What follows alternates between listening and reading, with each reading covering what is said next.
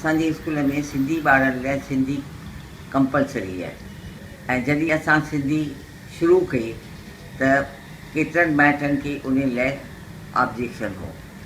चयूं त असीं पंहिंजनि ॿारनि खे सिंधी खणण लाइ तयारु न आहियूं, छाकाणि त घर में असीं सिंधी कोन ॻाल्हाईंदा आहियूं ऐं कंहिंजे पीउ जेको आहे सो बेंगाली आहे त कंहिंजो मद्रासी आहे, त असांजे घर में इन करे सिंधीअ जे बदिरां हिंदी या अंग्रेजी ॻाल्हाईंदा आहियूं।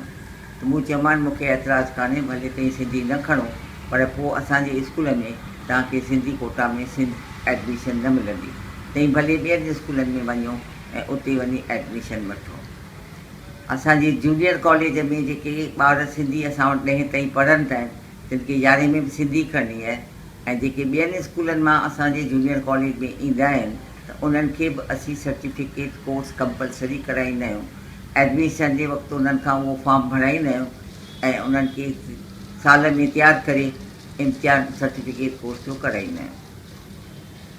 हिन साल खां वठी असीं प्री प्राइमरी ऐं प्राइमरी में सिंधी शुरू करण जे सोच में आहियूं ऐं दिवालीअ जे मोकल खां पोइ सिंधी असीं प्राइमरी सेक्शन में शुरू कंदासीं।